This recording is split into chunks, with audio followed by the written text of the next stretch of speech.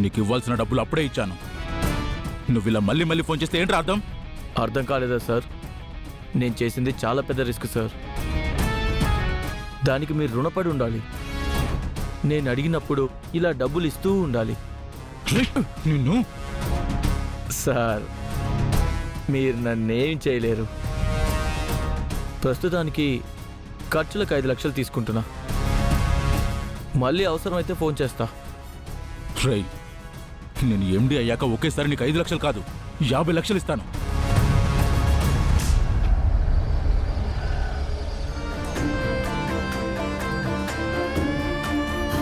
ఈ లోపు నువ్వు డబ్బుల కోసం టార్చర్ పెట్టొద్దు. నేను టార్చర్ పెట్టాను సార్. మీరు ఇవ్వలేదనుకోండి, తిన్నగా వెళ్ళి పెద్దావిడి దగ్గర మొత్తం నిజం చెప్పేస్తాను.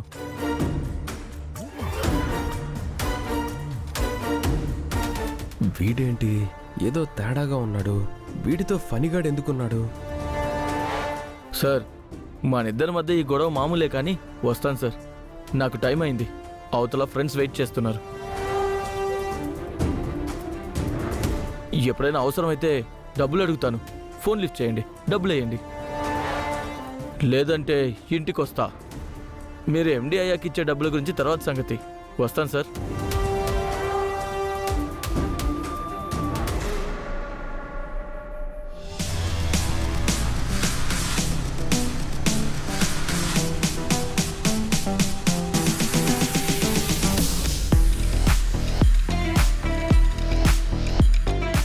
నేను ఎండి అవని అప్పుడు చెబుతా వీడి సంగతి.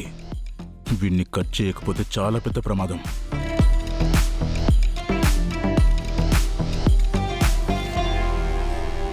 ఫనీకి వీడికి సంబంధం ఏంటి? అసలు వీడెవడు? వీడి గురించి తెలుసుకోవాలి.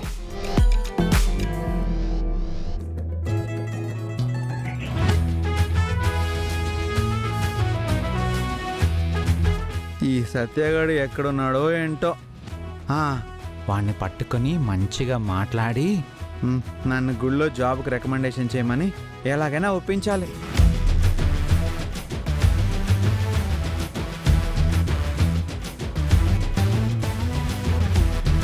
సత్య, ఏంటిది పిన్ని? ఈ ఊరగాయ జాడి కస్టమర్స్ ఆర్డర్ ఇచ్చారు. కొంచెం నువ్వు వెళ్ళి వాళ్ళకి ఈ ఊరగాయ జాడి అందజేయాలి. అలాగే పిన్ని, దాందే ఉంది. ఇంతకీ ఎవరికి ఇవ్వాలి? మా నూరి పంచాయతీ పక్కన సుబ్బులక్కుంది కదా, వాళ్ళ కూతురు పక్కింట్లో వాళ్ళకి ఇవ్వాలి. అలాగే.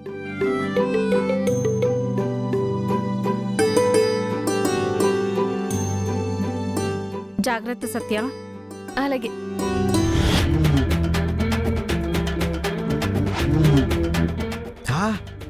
అదిగో సత్యగాడు అక్కడే ఉన్నాడు. ఎలాగైనా ఒప్పిద్దాం. రే సత్య, సత్య, రే సత్య.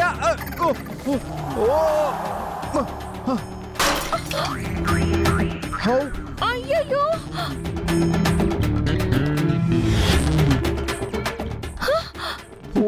అయ్యో పగిలిపోయిందే.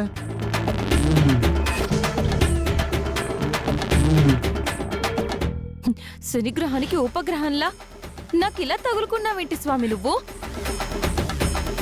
అయ్యయ్యో, ఊరగాయ జాడి పగిలిపోయింది.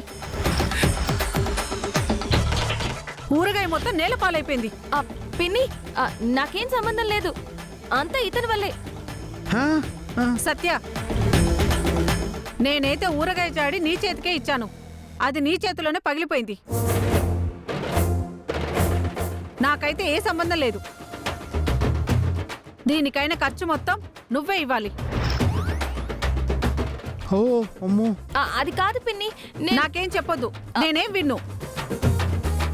దీనికైనా డబ్బులు మొత్తం నీ ఖాతాలోనే రాసేస్తాను. అయ్యో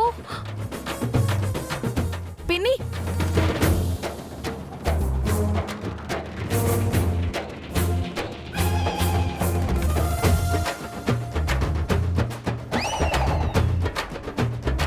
సత్య, కోపం వచ్చిందా? నీకు విషయం తెలుసా? కోపం వస్తే గట్టిగా శ్వాస పీల్చుకొని శ్వాస మీద ధ్యాస ఉంచి 1 నుంచి 10 అంకెలు లెక్క పెట్టాలంట.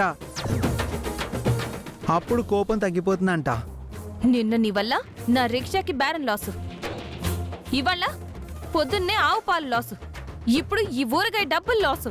సత్య నీ లాస్ అంతా నువ్వు నాకు జాబ్ ఇప్పించిన తర్వాత వచ్చే శాలరీలో ఇచ్చేస్తా. బుద్ధి సిగ్గు ఉన్నవాడు ఎవడైనా నీలాంటి వాడికి జాబ్ ఇప్పిస్తాడా? వాళ్ళేమో కానీ నువ్వు ఇప్పిస్తావు కదా. నీకు జాబ్ ఇప్పించడం కాదు, ఈ ఊళ్ళోనే ఉండనివ్వకుండా చేస్తాను. సత్య అంత పని చెయ్యకురా. నాకు ఈ పాపకు నేను తప్పించి ఇంకెవరు లేరురా. ఈ సత్యతో పెట్టుకున్నవాడు ఎవడైనా ఫీల్ అవ్వాల్సిందే. ఎవరిని క్షమించినా నిన్ను మాత్రం క్షమించను. నాకెందుకు నువ్వు నన్ను క్షమిస్తావు నిన్ను ఈ అనిపిస్తుంది. జన్మలో క్షమించను. నిన్ను ఏ ఉద్యోగానికి రికమెండేషన్ చేయను. ఆ, అమ్మో కుదిరితే నీకు అసలు ఉద్యోగం రాకుండా చేస్తాను. రే సత్య, నీకు జరిగిన లాస్కి మహా అయితే 500-1000 రూపాయల లాస్ ఉంటుంది అంతే కదా. అవునవును, ఇవ్వు, డబ్బులు ఇవ్వు. ఆ 1000 రూపాయలు ఇవ్వు. తీ. అంత డబ్బు పిచ్చండ్రా నీకు. డబ్బు అస్సలు మంచిది కాదు తెలుసా. నా దగ్గర ఇంతకు ముందు చాలా డబ్బులు ఉండేవి. చాలా పెద్ద ఇల్లు, పెద్ద పెద్ద కంపెనీలు, కార్లు, నా చుట్టూ పనివాళ్ళు, చాలా డబ్బులు ఉండేవి నా దగ్గర. నువ్వు ఇంతకు ముందు పిట్టల దొర వేషం ఏమైనా వేసేవాడువా? నువ్వు ఎందుకు అలా అంటున్నావు నాకు తెలుసులే. నేను చెప్పేవని నిజాలే. నువ్వు ఎదురొస్తే నాకు నష్టం, నువ్వు నన్ను కలిస్తే నాకు అరిష్టం. నీకు సాష్టాంగ నమస్కారం పెడతాను. దయచేసి నన్ను కలవద్దు, కలిసినా నాతో మాట్లాడొద్దు, అసలు నా పేరే ఎత్తద్దు. అలా అంటావేంట్రా? మనిద్దరం ఫ్రెండ్స్ కదా. నాకు ఉద్యోగం ఇప్పించు చాలు. నువ్వు నాకు ఫ్రెండ్ ఏంటి? నువ్వు నాకు పగోడివి, నా పాలిట శనిదేవుడివి. దయచేసి నన్ను వదిలిపెట్టి వెళ్ళు, వెళ్ళిపో. సత్య ఏంట్రా అరగుండు మీ బాబీ? నాన్న కళ్ళు కాంపౌండ్ దగ్గర తాగేసి పడిపోయాడు. మళ్ళీ తాగాడా? ఏ, నీ సంగతి తర్వాత చెప్తాను.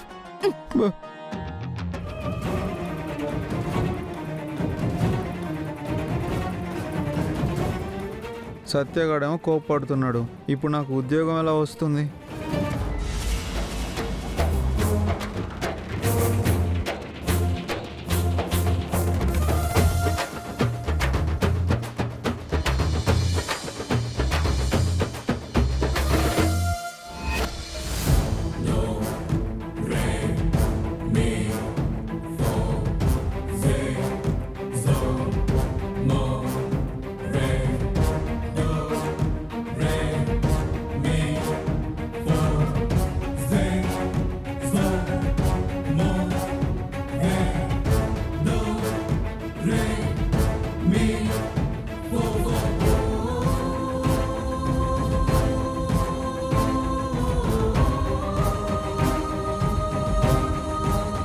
ఏడి మా నాన్న ఎక్కడున్నాడు?